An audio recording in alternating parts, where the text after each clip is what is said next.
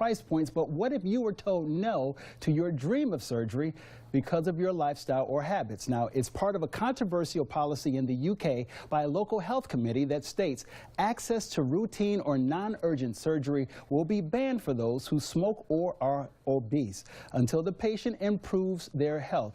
And there are some time limits mentioned. For those who are obese with a body mass index of 40 or more, they have 9 months to reduce it by 15%. For those with a body mass index of 30 or more, they have to reduce it by 10%. Now, for smokers, they must show a breath test they've gone 8 weeks without smoking. It's important to note that this isn't for the entire UK. Now, here at home, healthy patient before surgery and being healthy before you undertake any surgery at Charlotte Plastic Surgery is necessary. We have Dr. Stephen Finical with us today. And we were talking about this a bit, especially about the UK research that we just read about. Now, do you agree with this or disagree? Well, from their standpoint, they're looking at it from a financial standpoint. If somebody has surgery and is way overweight or is smoking, their complication rate is so much higher that it becomes very expensive for the system. So they're saving money by doing that. Over here, what we really are looking at is patient safety, and that's the most important thing.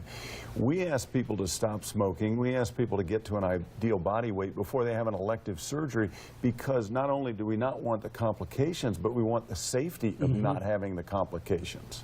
So that really is the important point. Because I mentioned to you, if a person is overweight, we can understand before they have any surgical procedure done because of the complications. But smoking amazed me, because I can imagine that smokers have gotten plastic surgery for many years. Why is this changing now? Well, it's not necessarily changing now. It's probably just not been understood. But smoking in and of itself causes problems because there's much higher rates of pneumonias. You can imagine people cough after surgery, so they have a lot more stress on incision sites and breakdown areas. Also, nicotine in cigarette smoke actually constricts blood flow to areas, so healing is much poorer. So there's real problems with that. So even somebody on a Nicorette patch, for example, is at higher risk. And there's good scientific studies that show complication rates are higher for those that are actively smoking. Okay, so what are some of the policy and guidelines for Charlotte Charlotte Plastic? What we do at Charlotte Plastic Surgery is anybody under 40 that's healthy, they usually, as long as we listen to their heart and lungs, they're usually fine. People that are 50 or up to 60 need an EKG and a letter from their doctor. Those over 60 need some lab work, but they also typically, based on what medicines people take, we are customize what we require. Ladies that are over 45 typically need a mammogram before any kind of breast surgery.